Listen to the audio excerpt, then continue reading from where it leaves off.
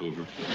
You probably remember Hogan's Heroes as a harmless sitcom, a cheerful childhood comfort show where Allied prisoners turned a Nazi POW camp into a stage full of laughter. But the truth behind those jokes is far darker than anyone ever told you. For nearly 60 years, NBC and CBS have quietly buried an entire vault of footage the public was never meant to see. Torture scenes removed from the original pilot dialogue, cut in sheer panic, full episodes locked away for being too sensitive, and even one scene erased from every rerun because of a real-life sexual scandal involving Colonel Hogan himself, actor Bob Crane. Today, we're opening those doors. We're looking at everything they tried to hide from you. The scenes that were cut. The episodes that were buried. The secrets Hogan's Heroes fans were never meant to know. Until now. 1. The Carpenter Incident. The scene erased because of Bob Crane's sex scandal. Hogan's Heroes once had a scene deleted not for violence, not for politics, but because of the main actor's personal life. Fans call it the Carpenter Incident, and it's one of the rare times a sitcom scene was banned years after it originally aired. In the original script, it was nothing more than a light gag. Hogan peeks through a tiny ventilation hole to observe some nurses chatting in the medical ward.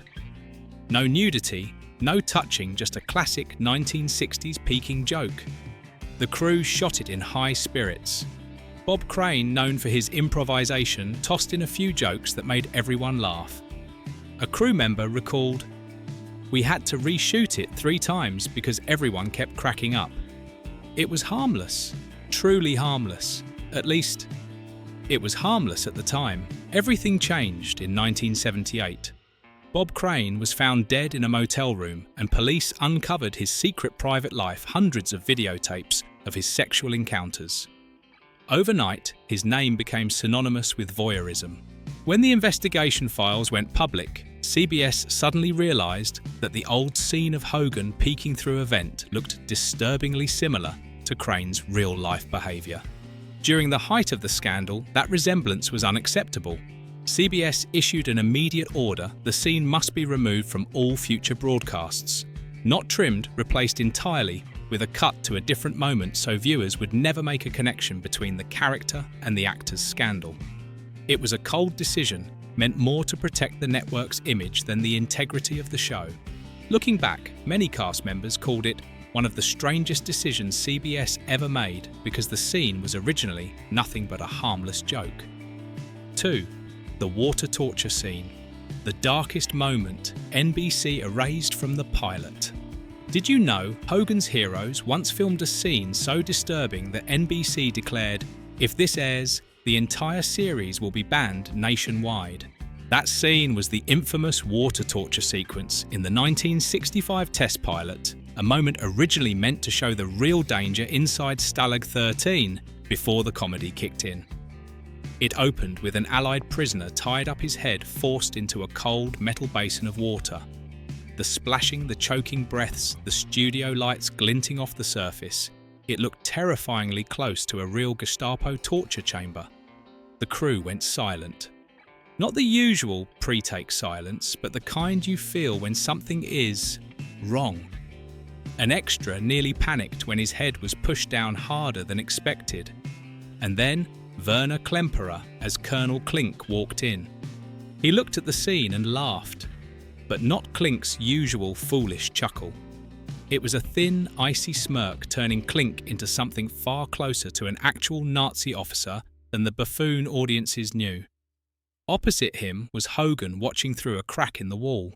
His eyes weren't playful or sarcastic, they were tense, almost angry.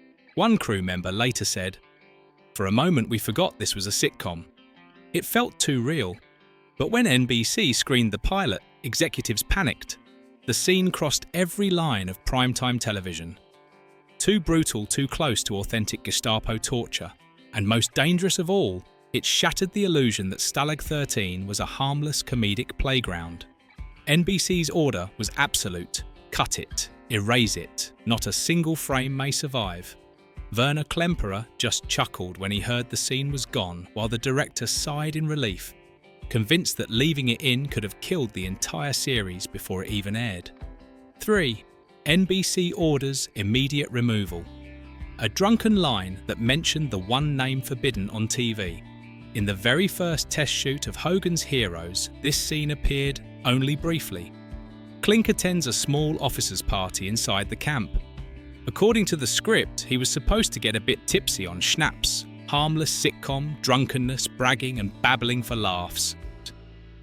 But when the cameras rolled, Werner Klemperer, who loved adding spontaneous touches, lifted his glass, thumped his chest, and delivered a line that froze the entire set. "Even Hitler respects me." No one laughed. No one moved. Even the actor standing beside him stared in shock. Klemperer said it with full authoritarian swagger, like a genuine Nazi officer, boasting about his status, completely contradicting the bumbling, harmless version of Klink the director intended. At first, the director thought it was just a playful improvisation, a small flourish to liven up the scene. But when the test cut was sent to NBC, all hell broke loose figuratively. NBC's censor office didn't just object, they were furious. Their written feedback contained exactly one line: Hitler cannot be used in a comedy sitcom. Ever. They feared that referencing Hitler in a boastful tone, even jokingly, would anger Jewish audiences and spark accusations that the show was trivializing the Nazis. After a blunt 10-minute meeting, NBC ordered the entire scene removed from all edits, no backups, no reuse, no mention of it ever again. Cast members later said, Klemperer simply smiled and shrugged. "I'm Jewish. I know very well that the name is not for jokes, but the network wasn't smiling. They wanted zero political controversy during the tense post-war era." 4. The gunshot scene. Schultz witnesses a prisoner being executed.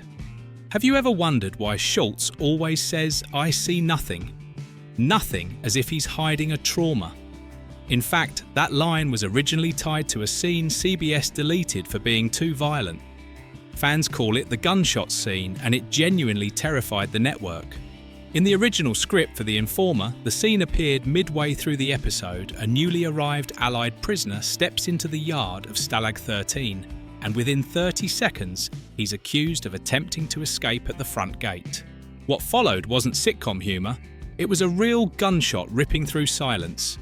According to the script notes, the prisoner is shot, collapses on the ground, and blood splatters across the barbed wire fence behind him, forming a chilling red streak. And just a few feet away stands Schultz. Not the bumbling, lovable Schultz audiences know, but a trembling Schultz, swallowing back sobs as the body hits the dirt right in front of him. The most disturbing moment is when he turns away, covering his eyes with shaking hands, and mutters the line America would later repeat as a joke. "I see nothing, nothing." Originally, it wasn't a comedy. It was the reaction of a real human being witnessing real violence, a rare dark moment in a show designed to make people laugh. When the episode was submitted to CBS for approval, they froze at that scene. The standards and practices notes contained only one sentence. A sitcom cannot depict a gory death at close range. And just like that, the entire execution sequence was erased. Only the line survived, stripped of its original meaning and reused as a running joke throughout the show. One crew member later admitted, "If you saw the original scene, you'd never laugh at that line again." But CBS had no choice. They had to protect the show's rating and avoid political controversy. 5. The Nazi marching song, permanently banned from broadcast.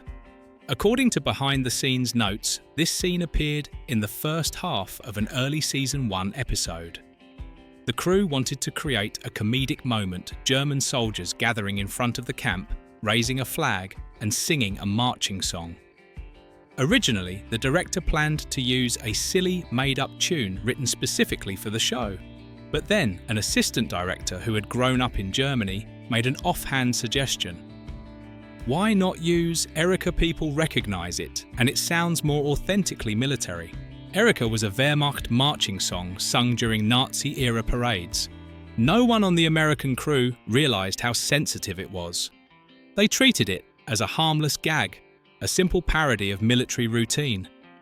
But when 20 extras dressed in Wehrmacht uniforms stood in formation, placed their hands on their chests and began singing Auf der Heide, blüht ein kleines Blümelein, the entire set shuddered. Not from fear, but from an eerie sense of authenticity. Several actors later said it felt like watching a forbidden image return to life right there in Hollywood in 1965. A Jewish crew member reportedly had to leave the set overwhelmed. Everything came to a breaking point when the test scene was screened for a focus group of Jewish viewers in Los Angeles. Just 12 seconds into the scene, one man stood up and said loudly, "This isn't comedy, this is the bloody history of my family." The room fell silent. NBC needed no further meetings, no debates. Their order was immediate and absolute. Delete the scene. Do not edit. Do not air. Do not mention it again. The 16mm reel containing the Erica sequence was archived internally and then disappeared from all public documentation. Some believe it still sits somewhere in CBS's storage vault gathering dust. Others believe it was destroyed outright to prevent political backlash. 6. The Frozen Prisoner, a dead POW in the Barracks Season 2. This scene was part of an early Season 2 shoot meant to appear at the beginning of an episode. In the original script, a young prisoner arrives at Stalag 13 during a brutal winter. He shivers violently, wearing only a thin coat, his face pale. It was supposed to be a small moment highlighting the cost of war, but once the cameras rolled, the mood shifted drastically. The scene opened inside a dark barrack. A dim yellow lantern cast light over an old blanket covering an unmoving body. LeBeau enters first. He lifts the blanket slightly, then freezes. Hogan follows, staring at the corpse for a long moment without saying a word. No background music, no laugh track, no punchlines. Just heavy, suffocating silence, the kind of silence 1960s sitcoms were never allowed to touch. A crew member later said that after filming the set was so quiet, you could hear the wind rattling the canvas of the tent. The most unsettling moment came when the camera panned from Hogan to the other prisoners. They stood inside the barrack heads, bowed their faces stone cold. Too real, too close to the wartime stories America was still trying to avoid. Originally, this scene would establish the emotional motivation for the episode. Hogan secretly plans to remove the body so the Germans can't mock or exploit the dead man.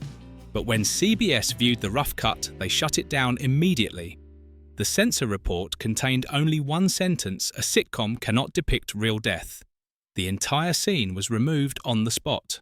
Not only cut from the episode, but banned from syndication, from VHS releases, and from every restoration that followed.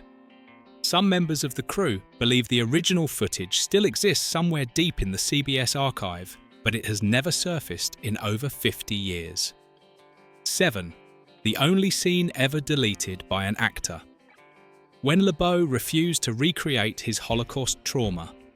Did you know there was once a scene in Hogan's Heroes that wasn't removed by CBS or NBC, but by the actor himself who demanded it be forbidden? This is the story of LeBeau and of Robert Clary, who survived the real Buchenwald concentration camp. The scene was never filmed, and the reason it vanished is more heartbreaking than any other cut moment in the series.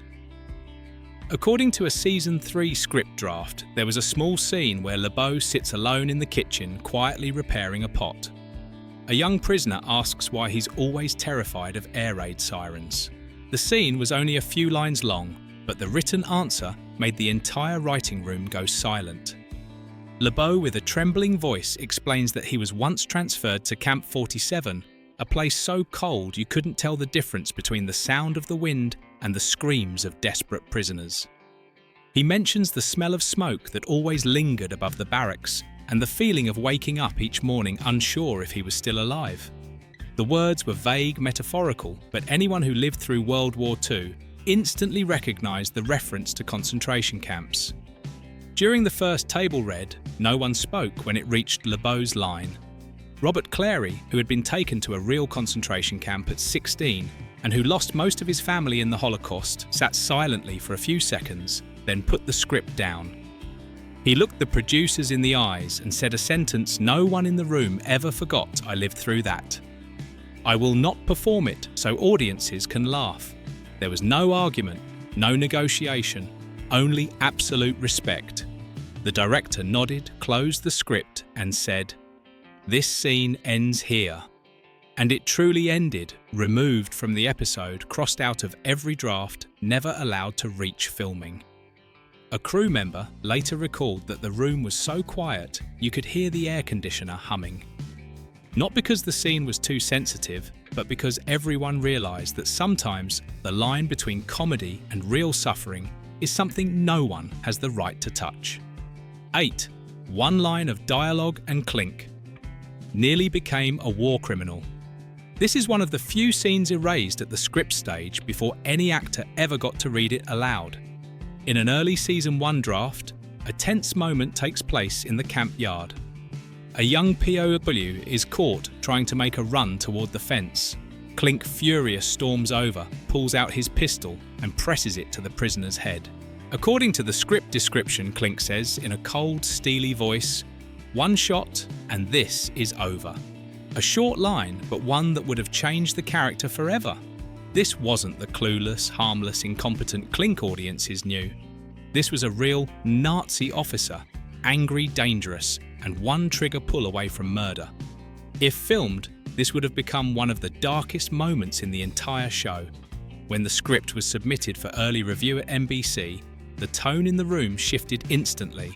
One censor, a World War II survivor, put the script down and said bluntly, "No, Klink cannot be portrayed as someone who executes prisoners." Hogan's Heroes was still a sitcom at this point, a show advertised as funny and light-hearted. If Klink pointed a gun at a prisoner's head, even as a threat, the series would cross into grim wartime drama, and viewers would never be able to laugh at him again. His entire comedic persona would be destroyed in a single moment. Within minutes, the entire sequence was struck out of the script. No edits, no rewrites, no compromises. It vanished as if it had never existed. Some writers later admitted they debated whether the scene could be turned into a joke, but every conversation led to the same conclusion. No one wants to see Klink aim a gun at someone's head. 9. Jewish was the forbidden word. This is the scene that was absolutely banned from the episode German General Reveals Too Much. And it shows just how explosive the line between comedy and wartime memory could be. In the original script, the scene takes place in Klink's office. A group of German soldiers enters clutching a stack of red-stamped folders. On the cover, clearly written, "Files on Jewish residents in the area." Klink orders the soldiers to take the documents outside and burn them immediately. A tiny detail, only a few lines of dialogue, but carrying the full weight of Holocaust history. The scene was meant to push Hogan into action. He quietly follows the soldiers, planning to swap the files and prevent them from being destroyed in front of the POWs. During the first table read, the cast felt a chill run through the room. The atmosphere was completely different from any previous session, heavy, silent, and utterly devoid of humour. One producer later said, "Just seeing those 3 words on the cover brought the whole room down." When the script reached CBS, the response came instantly. Not by email, not with written notes, but with a direct phone call to the writer's room. Standards and practices delivered one cold final sentence. Do not use the word Jewish in a sitcom. They didn't want families turning on the TV at night, expecting laughter, only to be confronted with Holocaust imagery. CBS feared backlash from Jewish communities' public outrage, and most of all, the possibility of transforming a light comedy into a political battleground, especially in the 1960s when wartime memories were still painfully fresh. And so the entire scene was struck out. The Jewish files were replaced with anonymous classified documents, completely neutral and stripped of any historical weight. Hogan was no longer preventing the destruction of sensitive Holocaust-related evidence, just interfering with the routine disposal of military paperwork. One writer later admitted, "We understood why they did it. But with one word erased, an entire history disappeared. 10. The buried episode. When Hogan's heroes dared to touch a topic not allowed to be mentioned. This was considered the most dangerous script ever written for the show, so sensitive that not a single frame was allowed to be filmed. According to a Season 1 draft, the story begins when Stalag 13 suddenly receives 3 new prisoners. Unlike the show's usual comedic caricatures, these 3 were written as painfully real thin, tense, always staring at the gate as if something terrifying waited beyond it. In the script, Hogan discovers they are Jewish prisoners who were mistakenly sent to a regular POW camp instead of a punishment camp. Fearing that the Germans will check their files and add them to the deportation list, the 3 prisoners decide to attempt a desperate escape in the middle of the night. The episode shifts into a tone the series had never touched. Dark forest, howling wind, guard dogs barking in the distance, German soldiers sweeping the woods with flashlights, the beams slicing through the trees like knives. This was no longer the comedic world where Klink was incompetent and Schultz was harmless. This was a real war where one wrong step could mean death. The script described a particularly chilling moment one of the Jewish prisoners glimpses the deportation list in a German officer's hand. His face collapses. No blood, no screams, just silent devastation and emotion far too close to real Holocaust memories to appear in a sitcom. When the script reached the producer's desk, he read it and fell silent for a long time. After several minutes, he put it down and said the line the writers would never forget: "We've gone too far." The meeting ended immediately. The script was withdrawn, stamped not for production, and never mentioned again. No debate, no revision, no attempt to soften it. The episode was buried before a single actor ever saw it. A crew member later said, if that episode had been filmed, Hogan's Heroes wouldn't be a sitcom anymore. It would be a story about real fear. After unlocking each hidden door one by one, we finally see that Hogan's Heroes was never the simple sitcom audiences believed it to be. Behind the gentle laughter, behind the playful banter between Hogan and Klink, stood a massive, invisible machine of censorship, quietly scrubbing away anything sensitive from torture scenes erased forever, to improvised lines mentioning Hitler that were shut down instantly, to entire episodes banned outright because they brushed too close to the borders of the Holocaust. Every deleted moment, whether a single line, a single shot, or an entire episode, mirrored the tension of its time. What disappeared wasn't just footage. It was a wartime memory. It was the real pain of real people. It was everything Hollywood of the 1960s was not yet ready to confront. So what do you think? Which of these scenes deserve to be cut and which should never have been buried? Leave your thoughts in the comments below. And don't forget to like, subscribe and ring the notification bell so you don't miss the next deep dive on this channel.